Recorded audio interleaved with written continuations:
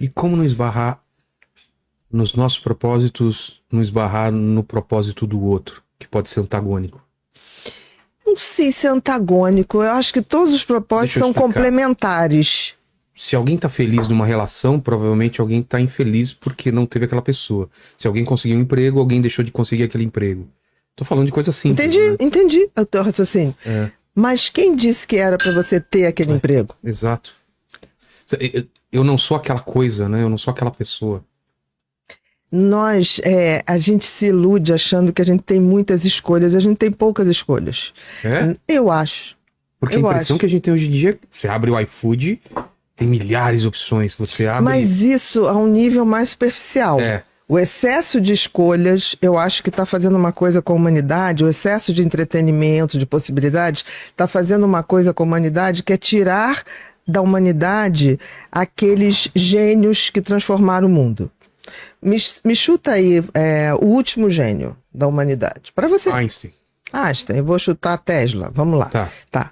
Isso está no século passado. É. Concorda? E aí você fala, ué, mas com tanta tecnologia, onde estão os gênios? Porque na realidade nada foi descoberto. Tudo que está aí hoje É uma evolução. é uma evolução do que foi descoberto. Exato. Né? Então, o que está acontecendo é que o excesso de entretenimento, o excesso de possibilidades está fazendo a gente deixar de se aprofundar nas coisas. E para a gente descobrir coisas novas, você tem que focar e se aprofundar. Então, hoje você tem uma geração muito hábil tecnologicamente, mas muito superficial quando se trata de pensar a vida. Aí, se você jogar isso para sentido e propósito, eles estão totalmente perdidos. Totalmente perdidos. E tem uma coisa nessa geração, e nas gerações, né, que eles querem atingir coisas materiais muito rápido. E o pior, atalhos, como se na vida não tem atalhos, não tem jeito. A vida é um game que, assim, se você pular etapas, a vida vai te jogar para volta. Volte 3 casas. Volta 3 casas, não tem a menor dúvida. E isso faz com que você tenha hoje jovens que estão materialmente muito bem e muito rapidamente. Verdade. E ao mesmo tempo... A tecnologia possibilita isso, né? Possibilita. E cai num vazio que é abissal. A gente nunca teve tantas pessoas tirando a vida e tão jovens. Não precisa muito. Eu desde há 2 anos eu peço para a equipe falar assim, olha, quem está deixando de existir, quem está se tirando a vida nesse universo digital. Verdade. Tem muito.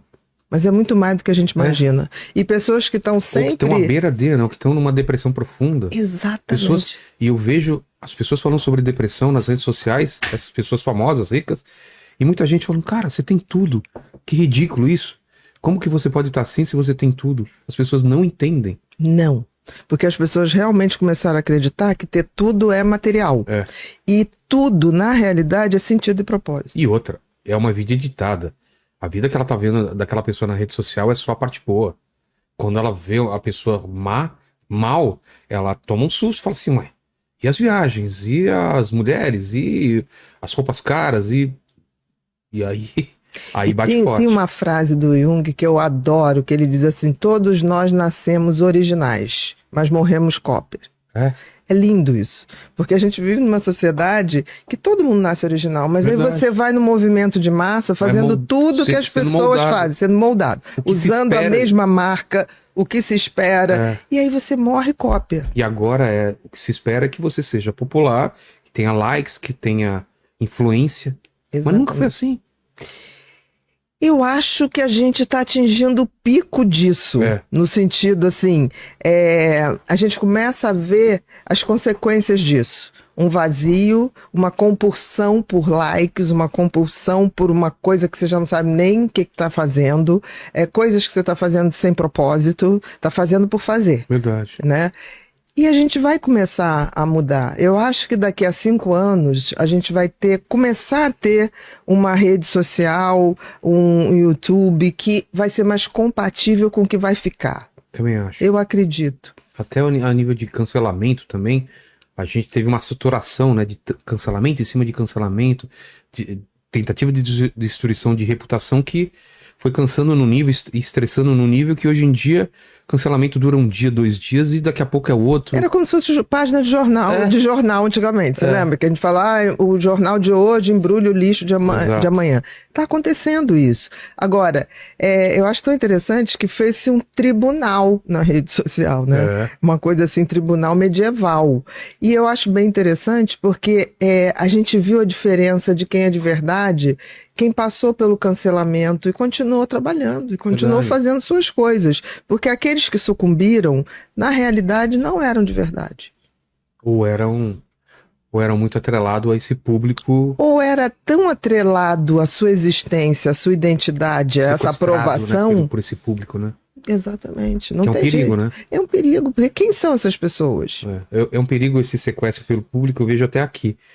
Se o público gosta de algum aspecto seu, ele vai querer só aquilo. E se você falar uma coisa que seja um pouquinho diferente... Pronto, eu te respeitava, agora eu não gosto mais. Deixando de seguir. Você já passou por isso? Claro, é muito interessante. Claro. Eu acho Principalmente pelas pessoas que eu convido aqui. Vilela chamando tal pessoa, parando de seguir. Comecei a passar por isso no Pod People, Vilela. Tipo assim, você vai chamar fulano, vai chamar... Vai dar palco. Gente...